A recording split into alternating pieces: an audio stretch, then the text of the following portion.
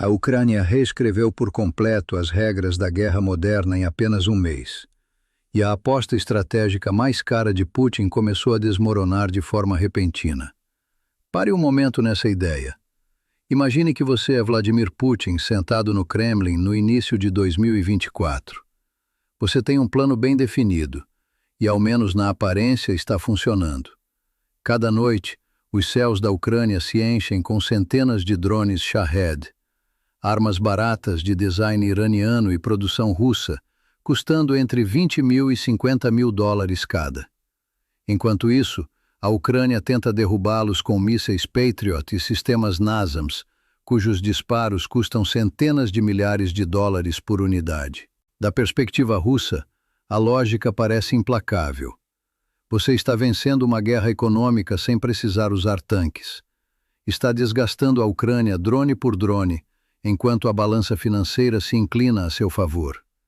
O cálculo era simples, brutal e aparentemente impossível de romper. Mas em abril de 2026, a Ucrânia fez algo que nenhum exército havia conseguido antes na história. E não é exagero dramático, é literal. Nenhum país havia executado o que a Ucrânia alcançou naquele momento. E não foi uma inovação única. Foram 4 avanços distintos em um único mês.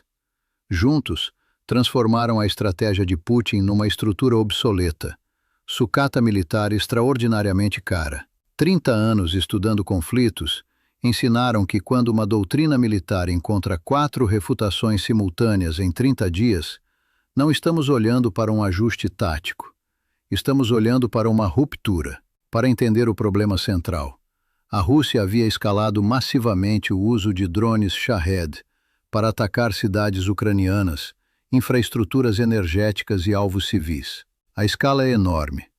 Desde o início da invasão em grande escala, as forças russas lançaram mais de 22.400 drones do tipo Shahed contra o país. E longe de diminuir, essa cifra continuava crescendo. A Rússia havia encontrado uma tática eficaz. Ataques noturnos massivos de múltiplas direções, projetados para saturar os sistemas de defesa aérea pela quantidade pura. Na noite de 18 para 19 de abril, 236 drones foram lançados contra a Ucrânia simultaneamente a partir de 7 direções diferentes: Briansk, Kursk, Oriol, Smolensk, Rostov, Krasnodar, Donetsk, ocupado e Crimeia. Agora pense no custo de parar isso. Se cada interceptação exige um míssil de 300 mil ou 400 mil dólares, a matemática é devastadora.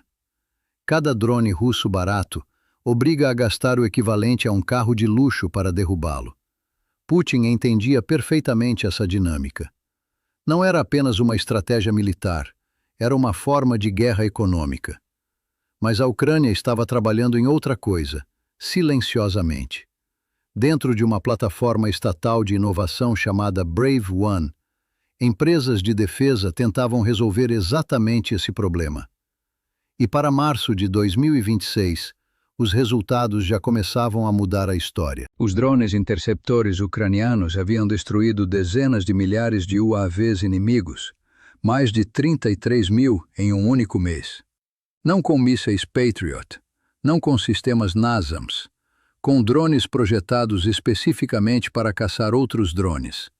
Em apenas 4 meses de 2026, as forças ucranianas receberam o dobro de interceptores do que durante todo o ano de 2025. A produção crescia mais rápido do que a Rússia conseguia se adaptar. Então chegou o 23 de abril de 2026. O ministro da Defesa ucraniano, Mikhailo Fedorov, anunciou algo que mudou completamente a percepção global do conflito. A Ucrânia havia se tornado o primeiro país a escalar o uso de drones interceptores controlados à distância, capazes de realizar operações de longo alcance. O que antes era um sistema experimental dentro do Brave One, agora tinha resultados confirmados. Derrubadas de alvos a centenas, inclusive milhares de quilômetros de distância. Aqui ocorre a mudança mais importante. Antes, um operador desses drones precisava estar relativamente perto do frente, normalmente entre 10 e 50 quilômetros da linha de combate, para manter a conexão. Isso criava um problema crítico. O operador era um alvo, podia ser detectado e atacado por artilharia, drones inimigos ou sistemas de vigilância. Os operadores estavam sendo sistematicamente caçados. As forças russas entenderam rapidamente que destruir o operador eliminava toda a capacidade do interceptor. Ao mesmo tempo, a Rússia havia implantado guerra eletrônica em larga escala. Sistemas como Groza, Borisoglebsk e Sitel foram projetados especificamente para interferir no controle de drones baseado em sinais de rádio. Funcionaram. Os sinais tradicionais de controle de drones operam em frequências que esses sistemas de interferência conseguem bloquear com facilidade. Na prática, a Rússia estava desligando grande parte da capacidade ucraniana, simplesmente saturando o espectro. A nova tecnologia da Ucrânia mudou ambas as vulnerabilidades ao mesmo tempo. Agora, os operadores podem controlar drones interceptores a partir de ambientes protegidos em cidades como Kiev e Lviv, ou mesmo de fora do país. Não precisam mais estar perto do frente, o que elimina o risco direto de serem atacados. E a conexão não depende mais de sinais de rádio tradicionais.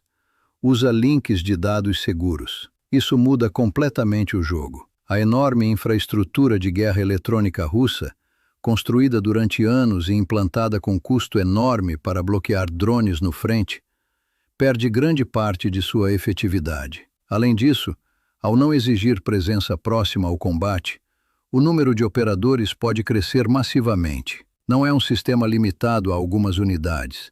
É algo que pode se expandir de qualquer ponto seguro do mundo. Mais de 10 fabricantes de defesa já integraram essa capacidade de controle remoto em seus drones interceptores. O Ministério da Defesa ucraniano sinalizou que em 2022 o país tinha menos de 10 empresas de defesa especializadas. 4 anos depois, a cifra cresceu para cerca de 5.000 companhias, com aproximadamente um terço focado exclusivamente em tecnologia de drones. Isso não é apenas uma indústria militar. É uma transformação completa do setor de defesa. A lógica econômica que sustentava a estratégia de drones de Putin foi invertida por completo. Agora, os drones baratos são caçados por outros drones baratos. A vantagem financeira que tornava a campanha de Shahed tão eficaz para Moscou praticamente desapareceu.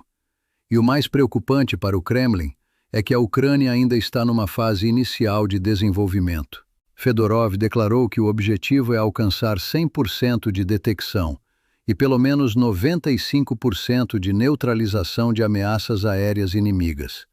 São números que não pertencem a um país em desvantagem, mas a um que acredita estar liderando a corrida tecnológica no combate aéreo. Mas enquanto isso ocorria no ar, uma mudança igualmente impactante acontecia no Mar Negro. Para entender o episódio de 19 de abril de 2026, é preciso entender o contexto. A Ucrânia não tem marinha convencional. A Rússia tratou disso desde o início da invasão. Nos primeiros meses, grande parte da frota ucraniana foi destruída ou capturada. O navio Capitânia, a fragata Hetman Sahaidachny, foi afundado pela própria tripulação para evitar a captura. A base naval de Sebastopol estava sob controle russo desde 2014. No papel, a Ucrânia havia perdido o mar.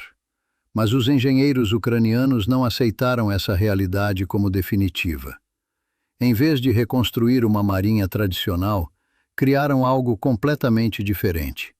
Uma frota de embarcações não tripuladas, navios robóticos sem tripulação, sem pilotos, sem risco humano direto. Modelos como a série Magura e Sea Baby são rápidos, baratos e descartáveis, mas cada vez mais eficazes. Drones navais ucranianos já derrubaram caças russos Su-30, usando mísseis ar-ar. Em outro caso, um drone naval serviu como plataforma para destruir um helicóptero K-27 russo mediante um FPV. A imagem é difícil de absorver.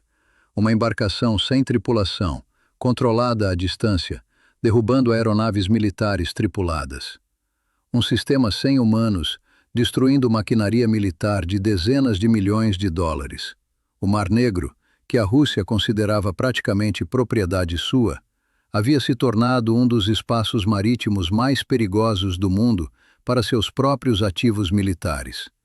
E a Ucrânia havia conseguido isso sem uma única fragata operacional convencional. Mas em 19 de abril de 2026, tudo escalou para um nível completamente novo. Segundo as forças de sistemas não tripulados da Ucrânia, naquele dia, operadores da Divisão de Veículos de Superfície Não Tripulados da 40ª Brigada Separate Nemesis detectaram e destruíram um drone russo de munição errante numa zona de operações marítimas. O próprio comunicado descreveu como a primeira vez na guerra moderna que uma ameaça aérea foi interceptada por um drone lançado de uma plataforma naval não tripulada. Dito claramente, não foi um navio disparando um míssil contra um drone. Foi uma embarcação robótica sem tripulação humana que abriu um compartimento, lançou um drone menor de seu convés, e esse drone subiu, rastreou um Shahed russo e o destruiu em pleno voo. Pense no que isso implica tecnicamente. Você tem uma plataforma em movimento constante sobre o mar, afetada por ondas, vento e correntes. Dessa base instável, um drone é lançado, precisa se estabilizar, identificar um alvo aéreo em movimento e executar uma interceptação precisa. Isso requer integração perfeita entre navegação, sensores, sistemas de lançamento e guiagem em tempo real. E não estamos falando de um teste controlado em laboratório.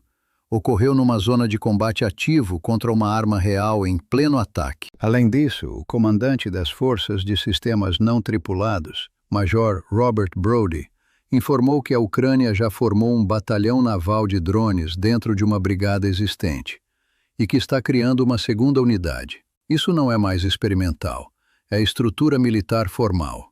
Samuel Bandit, analista do Centro de Análises Navais especializado em tecnologia militar russa, declarou que essa capacidade adiciona uma nova camada de proteção contra drones de longo alcance russos e que, segundo toda a informação pública disponível, a Rússia não desenvolveu nada comparável. Essa frase, vinda de um analista ocidental credível, é extraordinariamente significativa.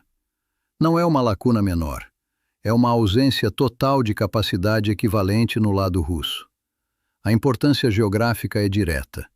Cidades do sul da Ucrânia, como Odessa, Mykolaiv e Kherson, foram especialmente vulneráveis a ataques de drones russos que chegavam pelo mar, aproveitando ângulos onde a defesa aérea terrestre tem pontos cegos. Os sistemas de radar e mísseis em terra são otimizados para ameaças vindas do continente. Quando um Shahed voa baixo sobre a água pelo sudoeste, entra por zonas onde a cobertura é incompleta. A Rússia explorou essa fraqueza durante toda a guerra.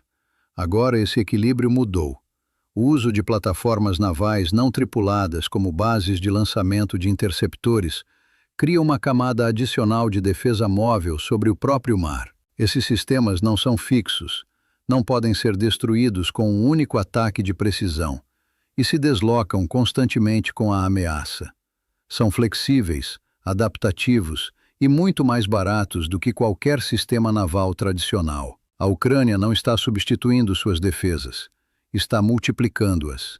Há um aspecto que passou quase despercebido em muitas análises ocidentais. A Ucrânia já está exportando esse conhecimento. Países do Oriente Médio, cujas infraestruturas críticas enfrentam ameaças similares, especialmente em zonas como o Estreito de Hormuz, observam esses desenvolvimentos de perto. Estados do Golfo, como Arábia Saudita e Catar, já assinaram acordos de cooperação em defesa de longo prazo com a Ucrânia, enquanto buscam aprender com essas novas táticas de guerra contra drones. O país que perdeu sua marinha em 2022 está se posicionando como uma das principais autoridades mundiais em guerra naval não tripulada. Mas há ainda uma terceira dimensão, e talvez seja a mais reveladora de todas. Quando você combina drones interceptores controlados a milhares de quilômetros, com operadores protegidos e sistemas que neutralizam a guerra eletrônica russa, e junta isso a navios robóticos lançando interceptores aéreos, o resultado é algo completamente novo.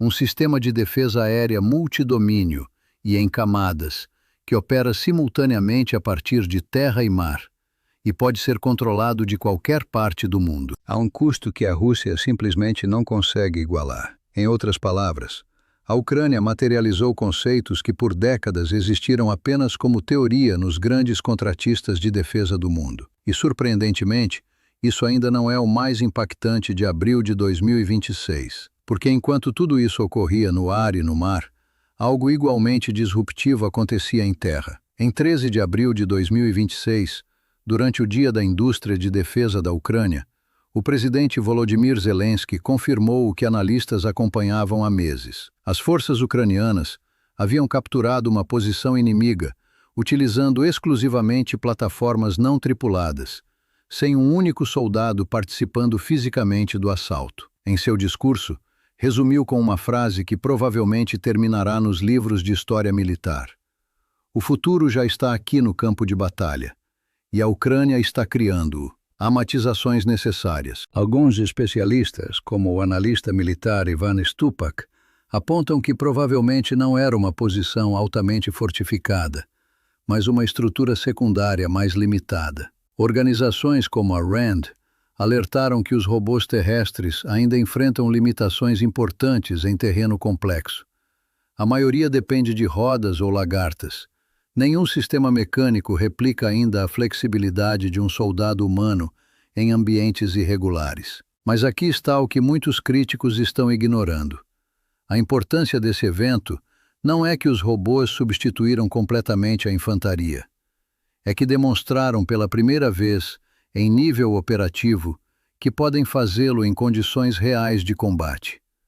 E isso não surgiu do nada. Em janeiro de 2026, um sistema chamado Dedroid TWW-7.62 havia capturado 3 soldados russos na zona de Avdiivka.